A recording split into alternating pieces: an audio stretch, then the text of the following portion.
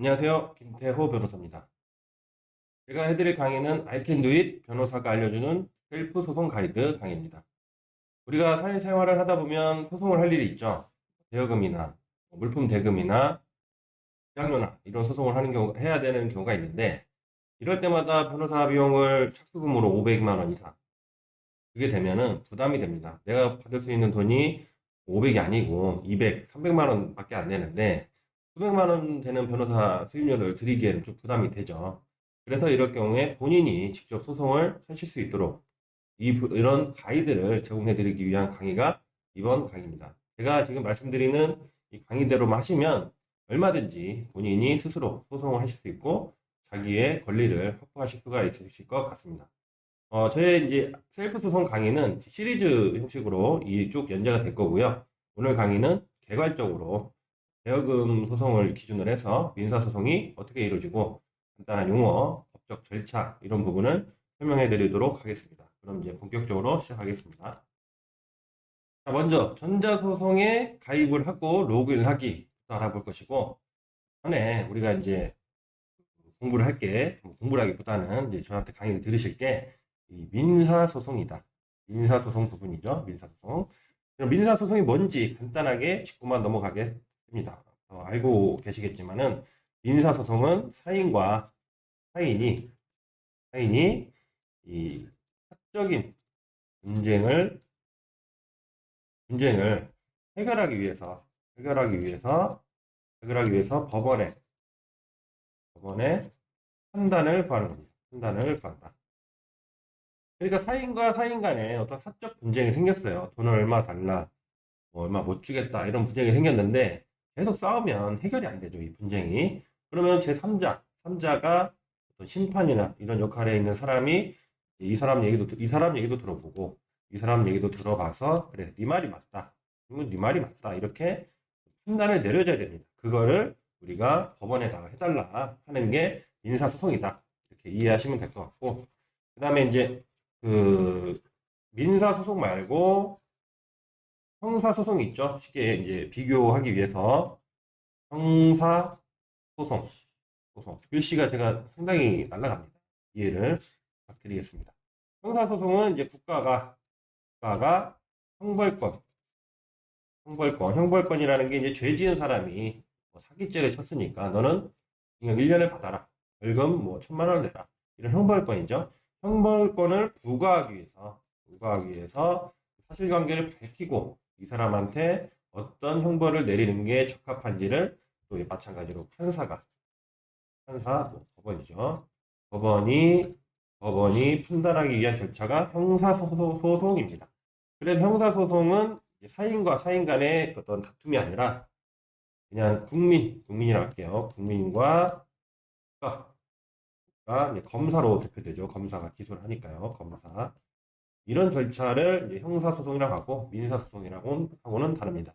이 정도로 개념만 좀 알고 넘어가시면 될 것 같고, 우리가 할 거는 민사소송이다. 알고 계시면 되겠습니다. 자, 일단 민사소송을 하기 위해서 우리가 전자소송 아이디를 만들고 로그인을 하기. 먼저 이제 네이버나 이런 검색 사이트에 전자소송 이렇게 이제 검색을 하시면 대한민국 법원 전자소송 이렇게 한번 또 보여드릴 테니까.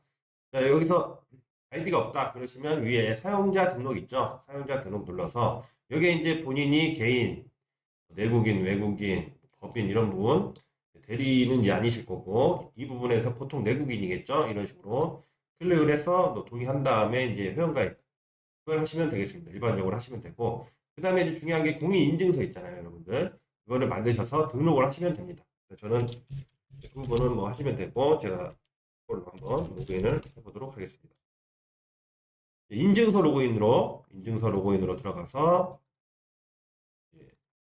공인인증서 아이디 이번 이렇게 치면은 이렇게 로그인이 됐죠. 이름 나오고 저는 이제 변호사기 때문에 변호사 회원 나오고 여러 가지 이제 사이트가 이렇게 로그인이 됐습니다. 일단은 로그인까지 마치신 다음에 그럼 이제 소송 준비가 거의 끝난 거예요.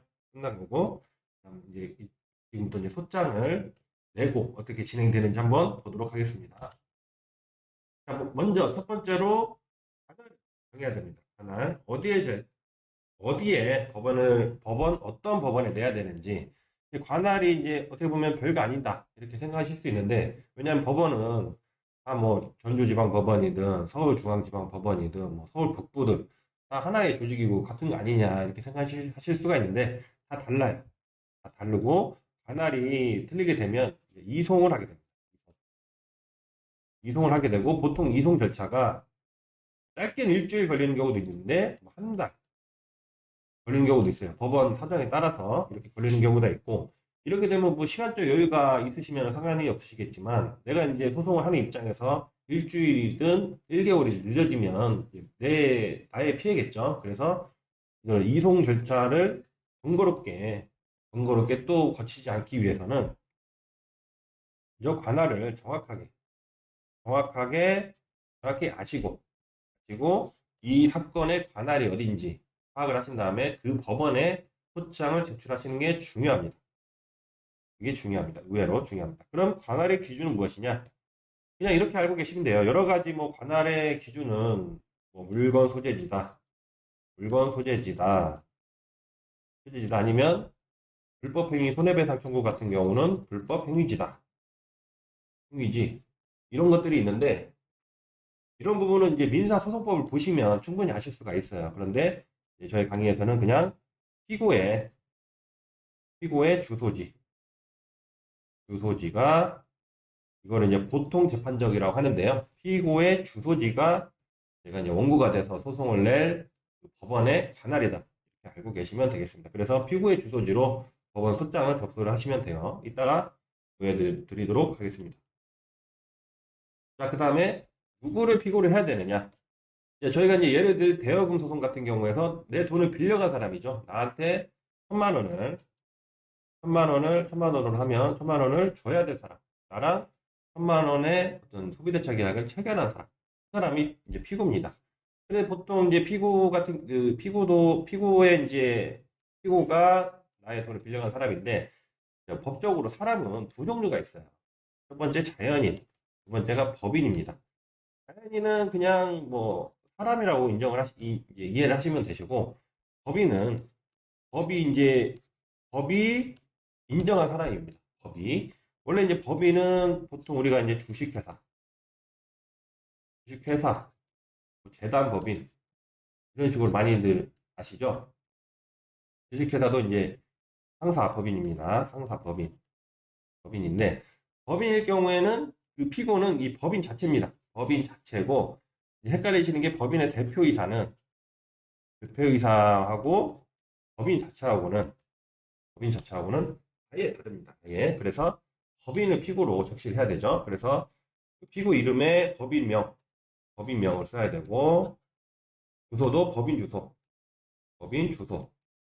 주소를 써야 됩니다. 물론 법인명 쓰시면서 그 밑에 대표이사 누구누구 이렇게 표기를 하시기도 합니다. 따라서 자연인과 법인을 좀 구분 지으시고, 자연일 경우에는 그 사람 그냥 이름, 뭐 주소, 연락처, 주민번호 이런 거 아실 경우에 넣으시면 되고, 법인은 대표이사와 법인은 다르다. 이 정도는 충분히 이해하시고 넘어가시면 될 것 같습니다. 근데 만약에 법인한테 해야 되는데 내가 헷갈려서 이사한테 이제 이사를 피고로 지정을 해서 냈다. 그러면은 뭐 걱정하실 필요 없고, 취하하고 다시 내거나 이러실 필요 없고, 법원에서 보정 명령을 내립니다. 그럼 거기에서 당사자 표시를 법인이 아닌 대표이사로 바꾸든 아니면 대표이사에서 법인을 바꾸든 이런 보정 명령이 나와요. 그럼 이 보정 명령에 따라서 당사자 표시 정정 신청을 하시면 쉽게 해결될 수가 있습니다. 피고를 이렇게 진행하시는 법을 보셨고, 그 다음에 이제 소장 작성하기.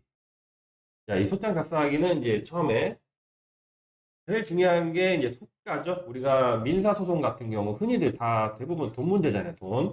돈을 달라 이런 거기 때문에 속가는 법적으로 뭐냐면 소송 목적의 값을 속가라고 합니다.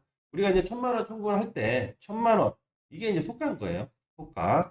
이게 속가는 거고, 속가의 기준은 이제 소송 목적의 값이 속가의 기준이 됩니다. 그래서 우리가 이제 청구를 할 때 피고 원고에게 천만 원 및 뭐 연 5% 이자 상축해서 이따 청구 취지는 정확하게 보여드리도록 하겠습니다. 연 5% 이자를 줘라.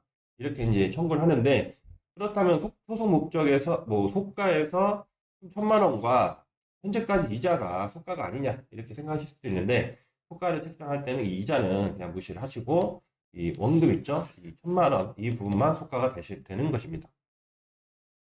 이렇게 소가를 정하시면 되고 1,000만 원 이제 정하시면 되고 그 다음에 청구 취지 쓰기 청구 취지는 중요한 게 이제 1,000만 원하고 이자 법정이자 민사상 법정이자 연 5%, 상사 법정이자 연 6%, 소촉법상 이자 연 12%, 가집행 부분 이런 부분이 있는데 이거는 제가 말씀으로만 드리기에는 좀 이해가 딸릴 수도 있으니까 한번 직접 해보면서 보도록 하겠습니다. 먼저 이렇게 로그인을 하셨죠. 그래서 민사소송에서 이제 소장을 넣어야 된다. 그러면 민사 서류 제출 있죠. 서류 제출해서 민사 사건이니까 민사 서류 클릭을 하시고 그 다음에 민사 본안, 신청, 지급명령 전체 서류 이렇게 있는데 우리가 민사 본안 소송을 할 겁니다. 소장 여기 있죠? 소장 클릭을 하신 다음에 동의하시고 이제 저는 대리인이니까 이렇게 이런 화면이 나오고 여러분이 하시면 이런 화면이 안 나오고 자 여기서 이제 처음에 나오죠? 사건 정보를 써라 나오고 사건명이 뭐냐? 자, 우리가 예시로 들 게 대여금 소송입니다. 대여금. 자, 이 전자소송을 처음 하시다 보면 이렇게 뭘 깔려고 많이 나와요. 그중에 이제 빨간색으로 미터치 되어 있는 부분 이렇게 설치를 하시면 5분도 안 걸립니다.